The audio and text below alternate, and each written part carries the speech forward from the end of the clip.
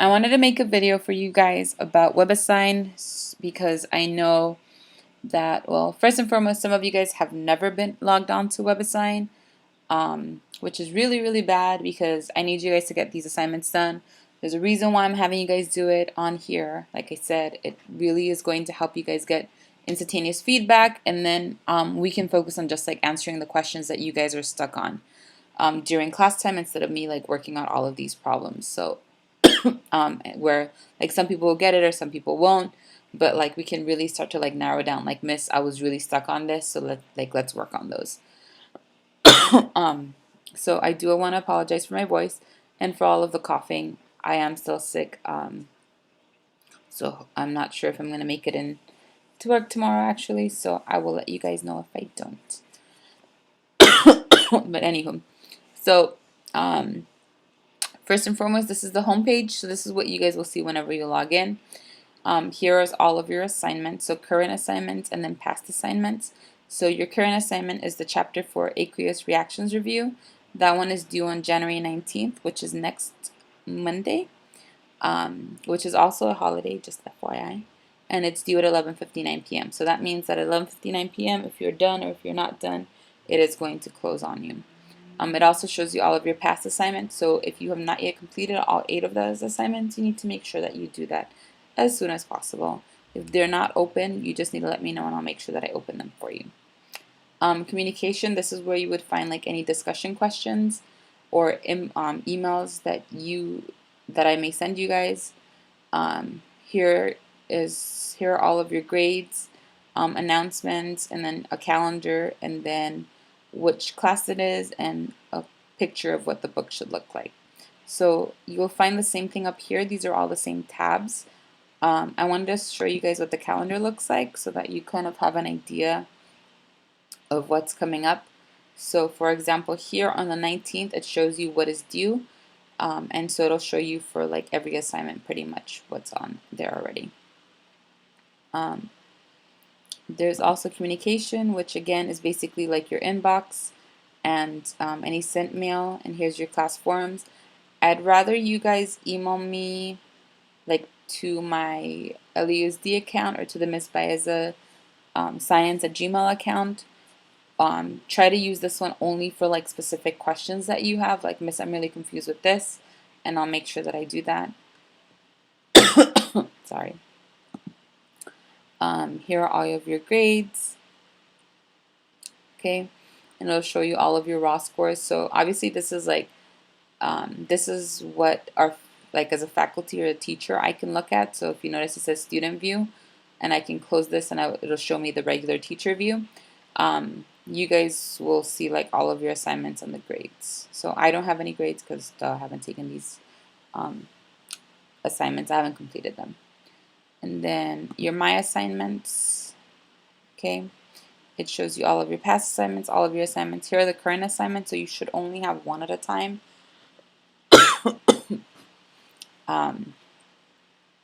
So yeah, so let's go ahead and get started with this one. So if you click on the assignment, and you could have also done that on the home page, just FYI. So first and foremost, this assignment is worth 40 points. It's due on Monday, January 19th at 11:59 p.m. It shows you how many questions you have. So for this one, you have 17 questions. Each portion of that question, or each question, is worth like about 2-3 points. So all of it totals up to 40. It tells you a description. Make sure you always read the description because it'll give you guys a hint as to what you need to study. So for this one, this is an assignment. This assignment is a review of chapter 4, and it contains the following topics. So acid-base reactions, precipitation reactions, stoichiometry, net ionic equations, and spectator ions, and then solubility rules. So when I entered this, it actually came out like a list. I don't know why it looks all funky like that. So I'm going to try to fix that because it bothers me. But just FYI. So I wanted to make sure that I show you guys number 2, and I wanted to go ahead and answer this for you guys, at least the first one, and I also wanted to explain what this ChemPad thing is. So first and foremost, let's figure out what the question says. So this question is asking you to specify what ions are present upon dissolving each of the following substances in water. So it wants you to separate substances in a list with a comma. It also wants you to omit states of matter in your answer, which means you don't have to include if it's aqueous, solid, gaseous, or liquid, or any of that stuff. And it also wants you to omit any coefficients. Okay, so magnesium iodide, the first thing that you need to figure out is what type of compound this is. So this is an ionic compound. This is a compound that has a metal, which is magnesium, and iodine, which is a nonmetal. So those together will give you an ionic compound. And if you look at your solubility rules, ionic compounds will dissociate completely in water. So that means that this magnesium is going to turn into a magnesium ion, and iodine is going to turn into an iodine ion. So down here, this is our ChemPad. So this is what's going to help us make sure that we can show that correctly. So first icon here, this one is the one for the subscript. So if you ever need to type in like iodine 2, so it would be like iodine. And if I wanted to type in the subscript 2, you're going to go ahead and click on the subscript icon, and then you're going to type in 2. If you notice up here, it shows you what it should look like. So if you meant to type in iodine or I with the subscript of 2, then this is what it should look like, and this is what you should type in. Okay, this is for a subscript. This will be for the forward reaction, so if you're ever typing in a chemical reaction, and I'll show you guys how to use that a little bit later. This is the one you're going to use. This is for the equilibrium reaction.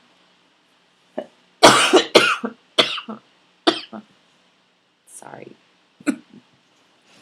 1 second, please.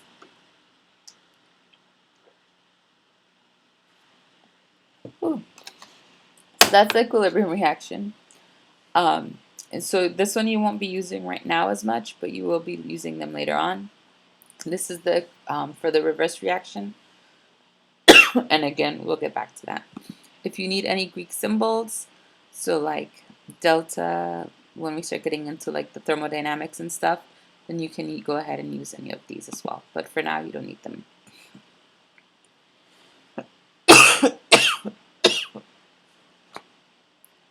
Sorry. So,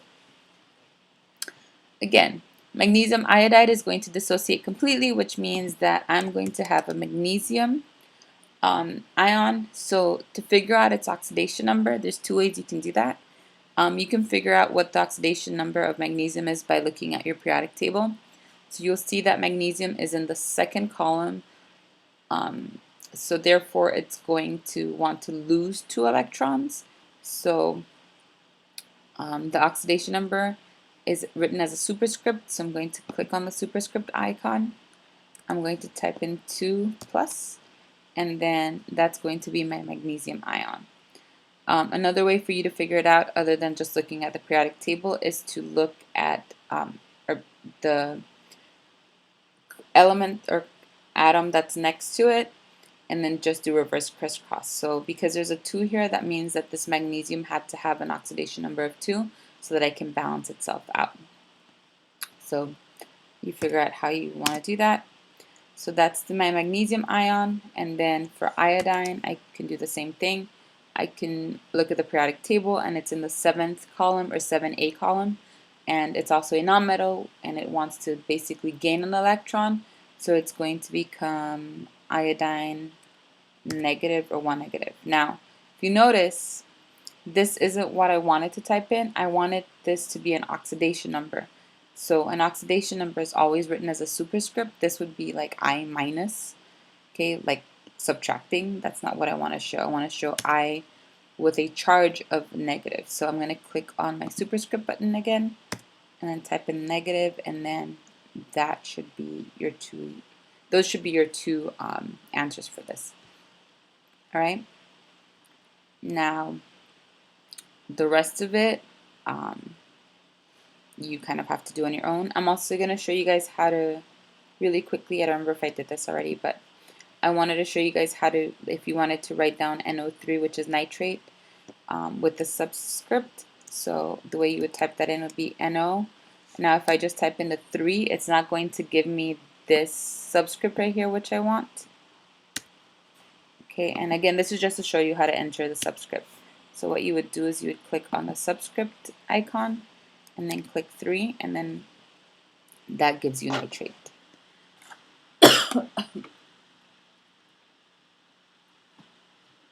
All right, so we're going to move on to a little bit more difficult problem.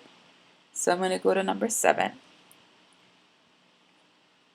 Okay, now for this one, it wants you to write the balanced complete ionic equations and the net ionic equations for the reaction that occurs when each of the following pairs of solutions are mixed. It wants you to use the lowest possible coefficient, and it wants you to include the states of matter under SATP conditions, which basically means like standard temperature and pressure, in your answer. So they're telling you that you have sodium carbonate and it's an aqueous reaction. So because it's aqueous, that means that it's dissolved in water, which means that this compound here has dissociated. The same thing for magnesium sulfate. It's also an aqueous solution, which means it also has dissociated. So the way I would write that down would be Na, and there's 2 of those, so I need to put that right there. So 2Na, and I need to put my oxidation number now. So it's going to be Na plus, right? So 2Na plus. Now plus, and I want to put a space after the compound. Oops, sorry. I also need to write in my state of matter. So this is going to be aqueous. So because it's an ion in solution, I need to make sure that I indicate that. So 2Na plus aqueous plus CO3, and that's going to be wrong because I need a subscript, so CO3. Oops, what am I doing? CO3. And now I need a subscript, so 2 minus. So you should have carbonate with an oxidation number of 2 minus. And again, this is an aqueous solution. So I'm going to go ahead and write that in. I'm going to put, so that takes care of my sodium carbonate. This one doesn't have a coefficient, and if you don't remember how to do that, make sure that you look through and you can balance that out. But for now, just know that this is the answer. So then I'm going to do the magnesium sulfate. So magnesium has an oxidation number of 2 plus,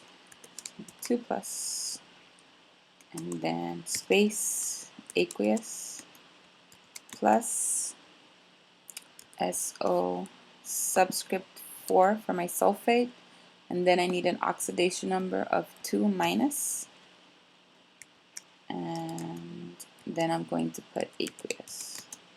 All right.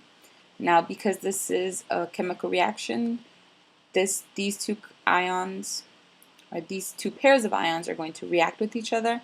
So I need to make sure that I put my forward reaction, so that way I can show that this is a chemical reaction and I'm forming something new. Now, if I look at my solubility rules, and I also look at my types of chemical reactions, I know that this is a double displacement reaction. So that means that basically these 2 compounds are going to switch partners. So I'm going to have Na plus is going to basically switch partners, and instead of it forming sodium carbonate, it's going to go ahead and bond with sulfate. So it's going to be NaSO4, and my magnesium and my carbonate are also going to join together. Now, based on my solubility rules, I know that if magnesium and carbonate join together, that, and again subscript, that is going to be my precipitate. So again, sodium is going to switch partners with sulfate, and magnesium is going to switch partners and go ahead and bond with the carbonate. So that's how we write that down. That's my precipitate. And I'm going to have left over in solution 2 Na, and that's going to be a plus, and that's going to be aqueous because it's just going to remain in solution. And I'm also going to have my sulfates,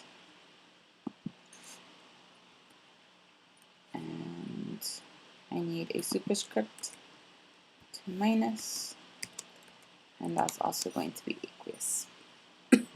Okay, so that's my complete ionic equation. So now that I know all of this, now I can go ahead and cancel out my spectator ions. So anything that appears on both sides exactly the same, I can get rid of. So that means that my sodium is going to go away and my sulfate is going to go away because it's exactly the same thing on the reactant side and the product side. So that means that I'll be left with magnesium for my net ionic equation, magnesium and superscript, which by the way here I made a mistake. That should be a superscript, not a subscript. Okay, so hopefully you caught that. So this is going to be magnesium 2 plus, and this is going to be aqueous plus carbonate, which is going to need a subscript here, and it's also going to need a superscript for the oxidation number, and that's also going to be aqueous. Now because these two are going to react to form magnesium carbonate, which I'm putting here, then I need to make sure that I put the forward reaction arrow, and this is going to be solid. So that pretty much is your answer for that one. And let me see if it lets me check it. Submit assignment.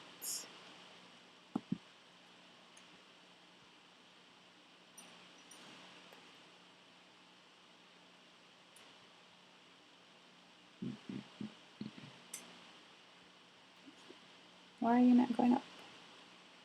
Okay, so it submitted it. Number 7. Yep. So that's how you enter it. Yes, I know it takes a while, but it's going to help you out later on when you actually get to college. Okay, because you will have online classes and it's better to get the hang of them now. So that one's correct. What did I do here? Oh, So for the first one, obviously that's correct. This one I was just goofing around and showing you guys how to do the subscript. So it gave it to me wrong, but meh. So pretty much that's it. If you guys have any questions, click on the Ask Your Teacher. If you have any notes, make sure you click on the My Notes. And that's pretty much it. So let me go back to number 7 because that one's a lot. And you can just kind of scroll through or review it if you need to. But yeah, that's pretty much it. Let me know if you guys have questions. I'm going to try to make it tomorrow, but no promises. All right.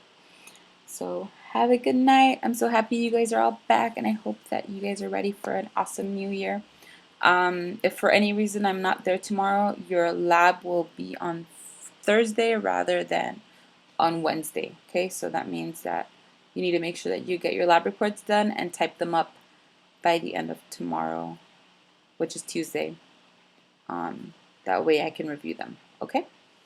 All right. Thank you guys. Have a good night or morning or whenever you're watching this. Bye, guys.